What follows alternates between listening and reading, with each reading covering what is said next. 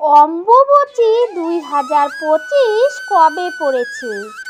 অম্বুবাচীর পবিত্র এবং নিবৃত্তি পঞ্জিকা অনুসারে পূর্ণাঙ্গ সময়সূচি, অম্বুবাচীর মাহাত্ম্য এবং নিয়ম বিধিনিষেধ, অর্থাৎ এই সময়ে কি কি কাজ করা উচিত আর কি কি কাজ করা উচিত নয়, এর উপরেই আজকের ভিডিওটি বানানো হয়েছে।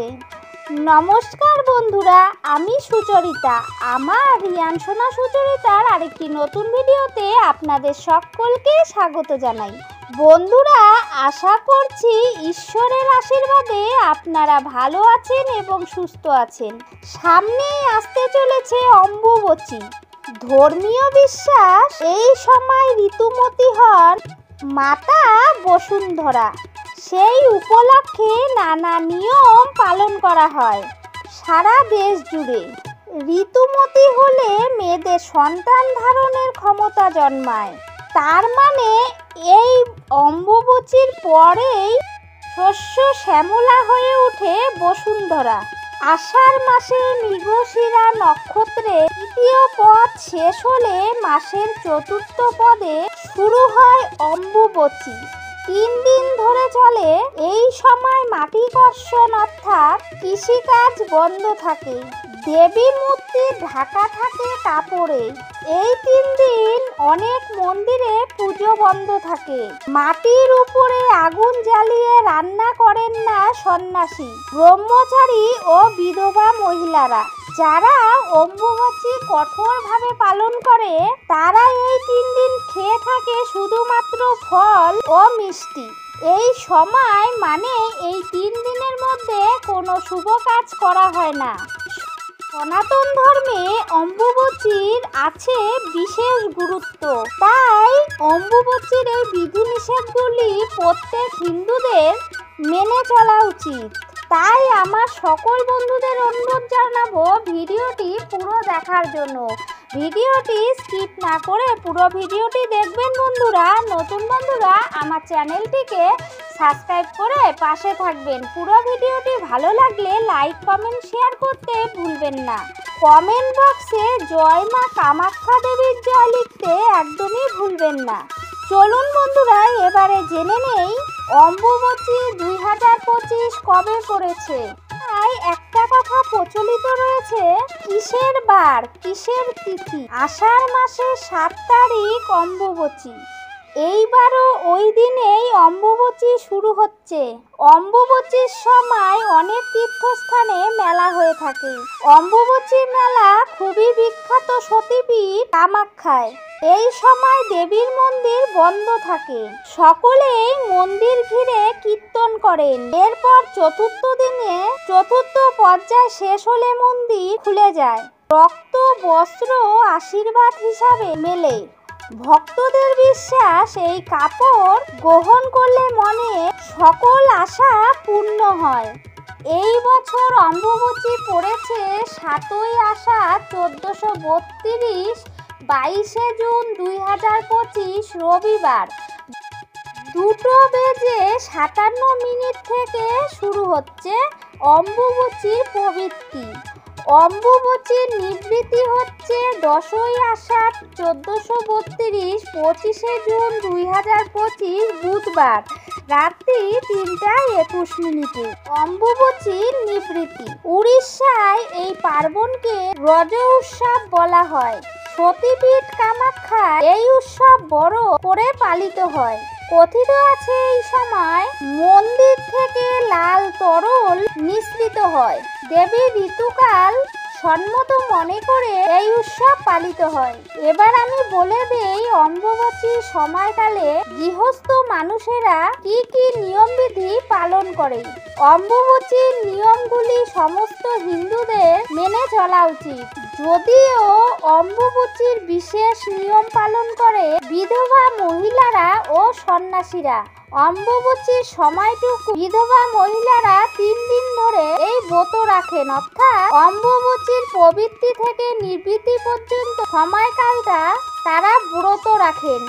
অম্বুবাচীর আগের দিন তারা রান্না করে রাখেন খাবার, আর সেই খাবারটা 3 দিন ধরে খেতে পারেন। কিন্তু 3 দিনে তো পুরনো খাবার খাওয়া সম্ভব নয়, তাই অনেকে ফলমূল খেয়ে কাটিয়ে দেয় এই সময়টা। এই 3 দিন তারা কোনো রকমেই গরম খাবার খান না। এই সময় মাতৃশক্তির কোনো মূর্তি, কোনো দেবী পুজো করা হয় না। অম্বুবাচীর সময় হাল ধরা অর্থাৎ কৃষি কাজ করা নিষেধ থাকে। এই কৃষিরা, চাষিরা গ্রাম বাংলার এই নিয়মবিধিটি বিশেষভাবে পালন করেন। অম্বুবাচীর সময় তারা কখনো ভূমিকর্ষণ করে না। এই কিছুদিন মা ধরিত্রীকে আরাম দেন। এই সময় মাটির উপর কৃষি কাজ করা বন্ধ রাখেন। মাটি খোঁড়া, হাল ধরা এই সময় বন্ধ। এই সময় কখনো শুভ কাজ করা হয় না, যেমন গৃহপ্রবেশ, বিবাহ ইত্যাদি শুভ কাজও নিষিদ্ধ থাকে। অনেকে মন্দিরে দেবীর মূর্তি লাল কাপড় দিয়ে ঢেকে দেন। অনেক মন্দিরে আবার দেবীর মূর্তি পূজিত হন।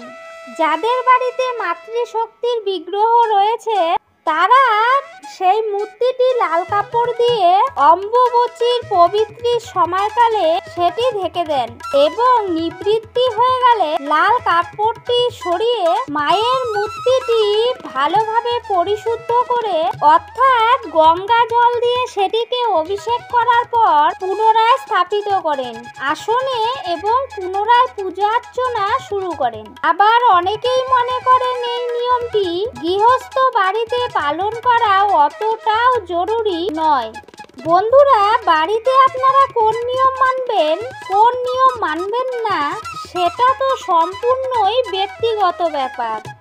কিন্তু যেগুলো অম্বুবাচীর নিয়মবিধি শাস্ত্রে উল্লেখিত আছে সেই সমস্ত নিয়মবিধিগুলোই এখানে বলা হলো। তারপর যেটি আপনারা প্রয়োজন মনে করবেন মানবেন। অম্বুবাচীর সময়কালে কিছু কিছু কাজ আমাদের মেনে চলা উচিত। প্রথম যেটা হচ্ছে, ভূমিতে আঘাত করবেন না। এটা কিন্তু প্রত্যেকের মেনে চলা উচিত। ভূমিতে আঘাত করবেন না। আপনারা এই সময় কোনো রকম বৃক্ষরোপণ করবেন না, বৃক্ষ ছেদনও করবেন না। এই সময় সাধারণত জ্যোতিব্রতী, সন্ন্যাসী, বিধবা এবং সন্ন্যাসীরা গরম আহার গ্রহণ করে না, সেটা আমি আগেই বলে দিয়েছি। তাদের বাদ দিয়ে সাধারণ মানুষদের কথা বলছি। সাধারণ মানুষদের ক্ষেত্রেও আমাদের কিছু কিছু খাবার বর্জন করতে হবে। তার মধ্যে বর্জনীয় খাবারটি হলো, সেটি হচ্ছে শাক পাতা। শাক পাতা যখন মাটি থেকে তোলা হয় তখন মাটিকে উপড়ে শাক পাতা তোলা হয়।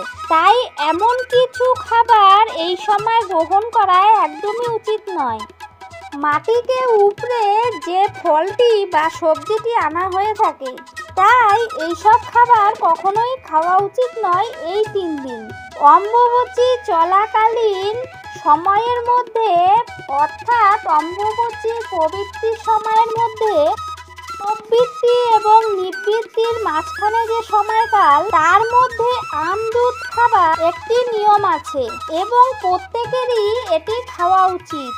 আম এবং দুধ খেলে এই সময় সর্প ভয় থেকে মুক্তি পাওয়া যায়। আষাঢ় মাসে গ্রাম বাংলাতে সর্পের উপদ্রব অনেকটাই বেড়ে যায়। এই সময় আপনার যে ইষ্ট দেবতা আছে সেখানে আপনারা আম দুধের ভোগ লাগানোর পর সেটি প্রসাদ হিসেবে আপনারা গ্রহণ করবেন।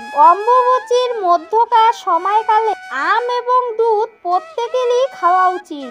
এর ফলে সারা বছর শরীর স্বাস্থ্য ভালো থাকে এবং নিরোগ দেহ লাভ করা যায়। অম্বুবাচীর সময়কালে যদি আপনারা সতীপীঠে যেতে পারে মায়ের দর্শন করতে, তাহলে অত্যন্তই ভালো ফল পাওয়া যায়। সতীপীঠে গিয়ে যদি আপনারা লাল কাপড় সংগ্রহ করতে পারেন তাহলে নিজেকে অত্যন্তই ভাগ্যশালী বলে মনে করবেন।